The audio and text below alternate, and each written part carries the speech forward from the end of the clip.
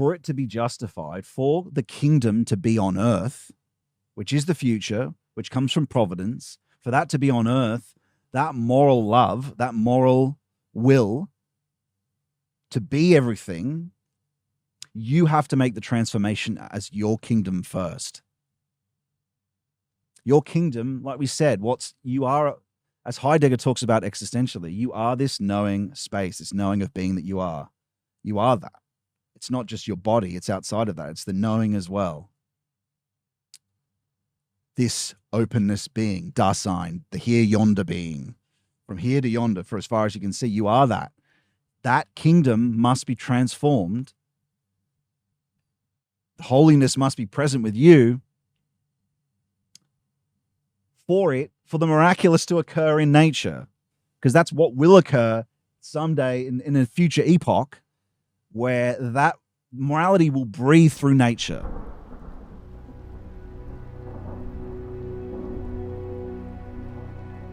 Everyone, don't forget to join the Greenwood Fellowship on my website. It's incredibly rewarding and beneficial to have a walled garden of other serious people on this path of initiation, to share experience and wisdom together as we all progress. You'll have access to membership videos, the second half of all lectures and streams, monthly think tanks with senior members, senior group streams on our YouTube, and soon in-person events, conferences and meetups. Please join the fellowship.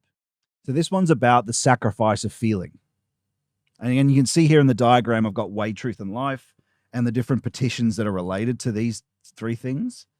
And so this one is to do with life, which is love. But what you're doing is you're sacrificing again, through the oath of chastity, you're sacrificing your low valuation for things, for love. And you can see how that's tied up with the acknowledgement of the I, the sacredness of the I in other people, the sacredness of the image of God in others is tied up with that love. But it's about what this is about. It is an appeal. It is petitioning for the miraculous intervention, for that love to be in nature. And that's what a miracle is. It's, a bird landing. But God often speaks through birds all the time. An intervention in that way into nature is about love, which is him becoming the ground of nature and it being obedient to him, and that occurs as a miracle. As even Nick Land talks about that, about miracles. Synchronicity, as Jung talked about. The miraculous is a very real thing.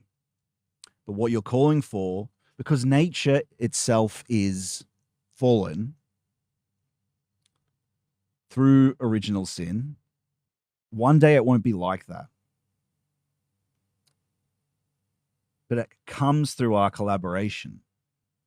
For it to be justified, for the kingdom to be on earth, which is the future, which comes from providence, for that to be on earth, that moral love, that moral will to be everything, you have to make the transformation as your kingdom first. Your kingdom, like we said, you are, as Heidegger talks about existentially, you are this knowing space, this knowing of being that you are. You are that. It's not just your body, it's outside of that. It's the knowing as well. This openness being, Dasein, the here yonder being, from here to yonder, for as far as you can see, you are that. That kingdom must be transformed. Holiness must be present with you for the miraculous to occur in nature, because that's what will occur someday in a future epoch, where that morality will breathe through nature. Again, this is very esoteric and very, I don't want to go into the detail of that, but at a future time, nature won't be this neutral thing that it is now. I suppose you could consider it sort of like Eldar in the way they sort of deal with nature. Think about it. But yeah, the transformation has to occur with you first. That's what justifies the petition for the kingdom to come and the miraculous to occur. And of course, like we talked about last week, that collaboration is incredibly important because he doesn't intervene otherwise, because he's withdrawn for the sake of our freedom. That's the whole point. Because if you make him responsible for all the evils in the world, it just sows the seeds for atheism. Like, oh, how come that parasite eats out the eyes of children, as Stephen Fry said? Because you got to pray for it. Okay.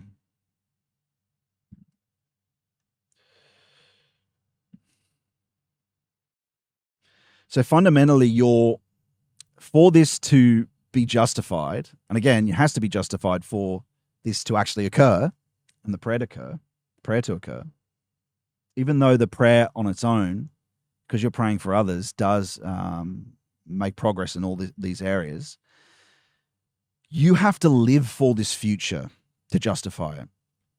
You have, because the kingdom is the future. He is the future. Like I talked about last week, and again, why I did a whole stream for preparation for this, is to understand that your projections of the future aren't the future, your calendar, your plans, all that stuff.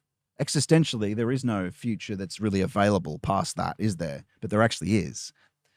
You've got the now. The now exists for you. You can see it. It's present. The past, you can remember the past, re-organ, like it's an organ. You can re-organ or remember the past, but you can't do that with the future, can you?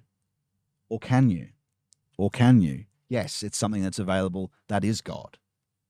And as Plato talks about, when he talks about remembering these things, this divine wisdom of the future can be remembered or reorganed. If you want to think about member as in organ, reconnected through initiation. Because you had that connection before you incarnated. Because when you incarnated in your beginning, you incarnate from that future potentiality. Again, this is complicated time stuff that we went through last week. But the key is that you have to live for this future. You have to sacrifice the now and the past for this future. And the more you do that, the more the kingdom is present for you, for this openness being that you are, for this here, yonder being, for this Dasein, as Heidegger would call it, the more it becomes that. And also, the more the miraculous occurs and the kingdom comes. If the kingdom comes for you,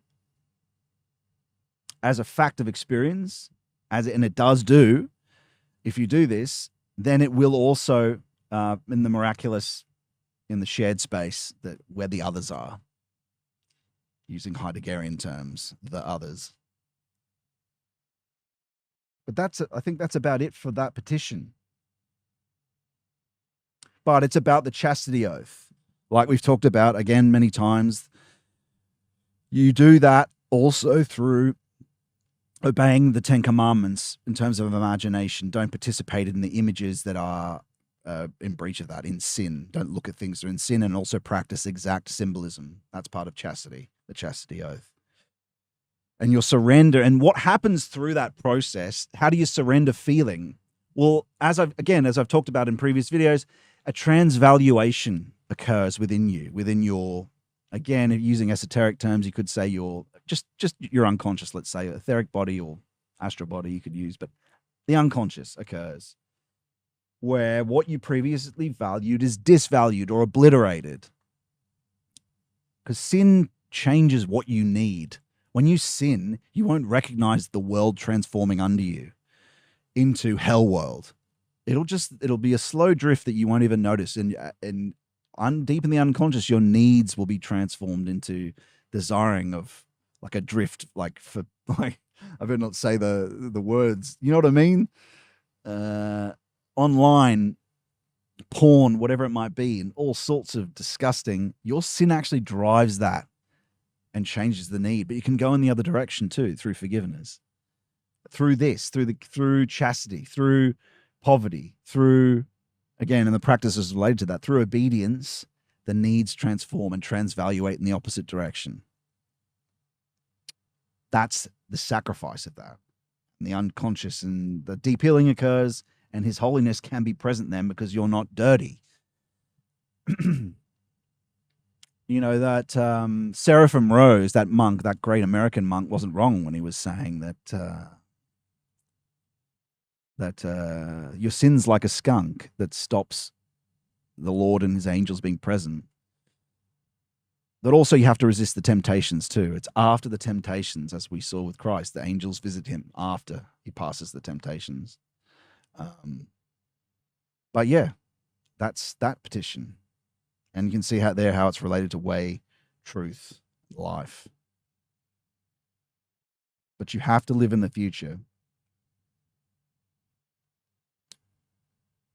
for that future. That's what I mean by that future, is I mean that the Lord, for his life to be granted. So it's about that life coming. Virginal nature. When I've talked about virginal Zoe in the Bible, Zoe is the word for virginal life, virginal force. Not bios. Bios is just derivative vitality based on what has been, the physical body. But to have virginal life, it's about this. It's about the kingdom coming for you. Then you gain access to virginal Zoe, virginal life, that's free of the desires of temporality. So the future can grant you revelatory knowing of will and what to do, but free of temporality and the low desires that come here. So you're guided by something that's outside of all that. That's true freedom, to be guided by that. That's what we're after. Intuition. That's what intuition is, or is divine revelation from outside. It's a matter of escaping. Not escaping, it's a matter of saving. Because escaping is the old value of the mistakes that the Indians made and the yogis made of escaping. No, it's saving. It's following divine will as an ingression of the kingdom from the future into nature to redeem all of it. Because one day it will all be redeemed, nature as well. Not yet, but we can be, and the kingdom that is part of us can be, and it can be present for us. That's what that petition means. But let's move on to the next one, which is sort of tied up with everything that we're saying there. Being obedient to providence and divine will. And the next one is, of course, about will. And it's tied up with similar things, as you can see here. But the will, as we've talked about before, is related to your petitioning for his will to be done, his will to be on earth, collaboratively, though, like we were talking about. Because if there was no need for collaboration, then we would not need to petition for it to happen. Again, it's about this freedom. It's about this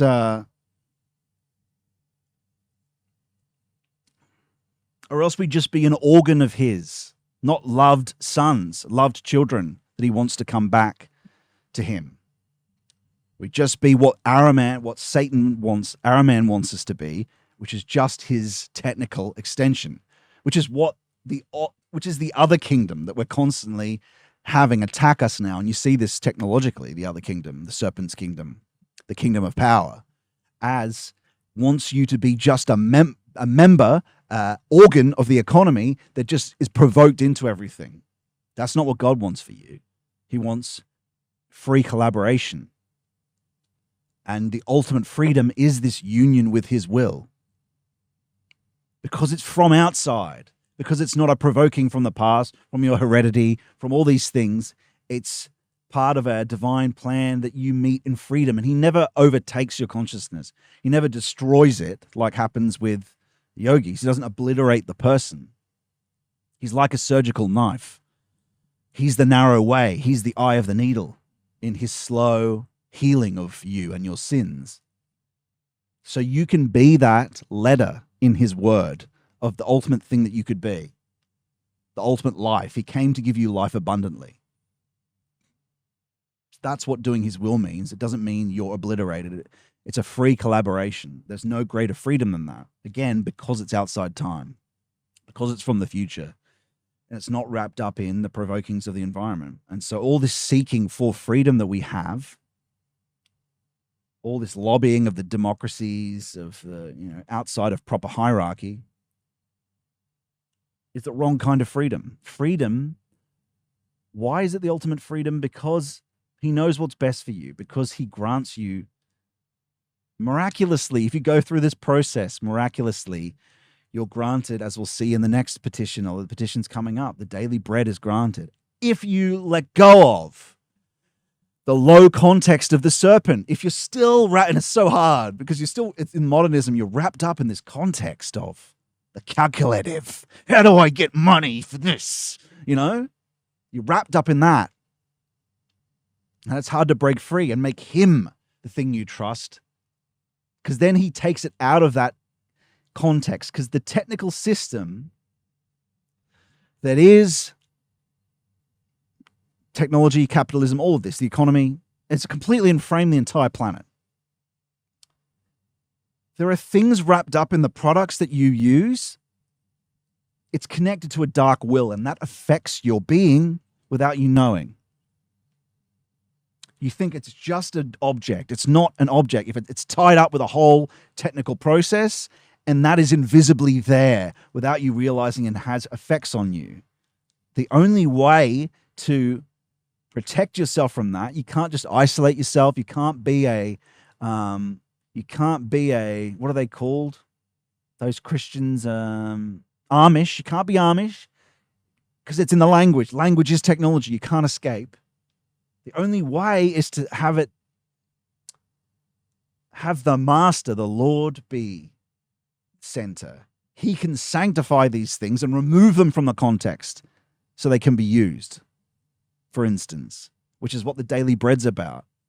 Then if he's the core and anchor and center of your entire life, and faith is granted and with you, things are, firstly, he's miraculously moving the world to help you. But also,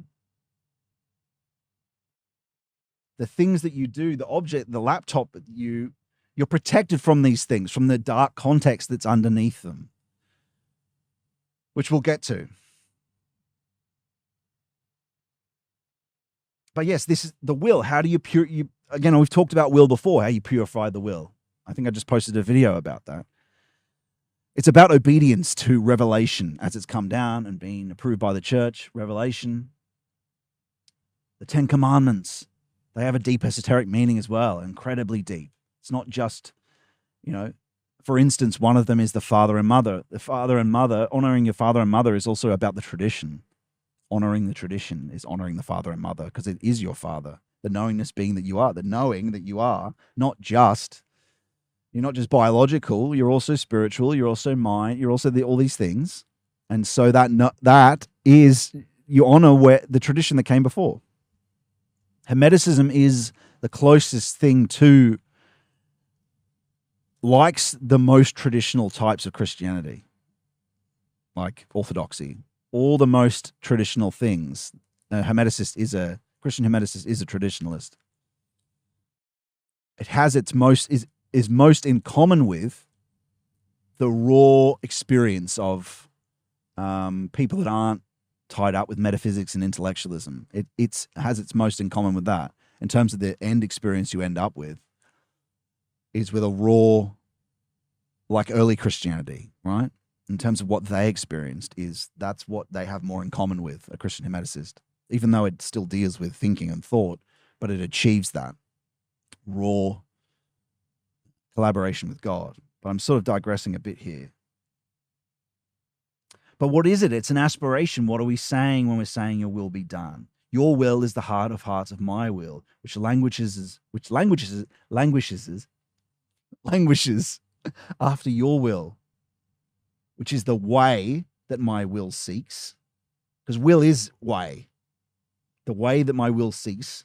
Again, this is to do with the 3 sacrifices we were talking about. The truth, the divine knowledge, which is him, which my will aspires, which is the purpose to return, to deify, which is the theosis that the Orthodox talk about, the truth to which my wish aspires, and the life from which my will lives.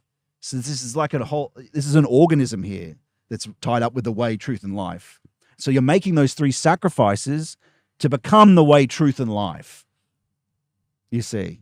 And these 3 petitions are about that. And that's about becoming Jesus, who is the way, truth, and life, door, and the other things that he talks about that he is, which I'll go through at some other time. I can't remember them all. But they all have a deep esoteric meaning as well. But like I said, it's not a submission, it's a collaboration. You do submit, though. The point is, you're not destroyed like in other religions, which are of lesser value, unfortunately, of course, because this is the truth of reality. And so you have to make the sacrifice for this to be. And the sacrifice is of the Luciferian egoic thought. It's really about the sacrifice of this Übermensch, which is tied up with the will to power. It's tied up with the whole technical system and tied up with the hidden forces that are behind it that are the ultimate separateness, which we'll get to as we go on. But I'm pretty sure that we've gone through everything there just in my ranting. Yeah, it's a call for collaboration. That's what it is. It's a call for, don't get scared when I say this word, sacred magic, divine. Maybe I should change it to something else like sacred miraculous. It's a call for sacred miraculous, which is collaboration, which the scepter symbolizes.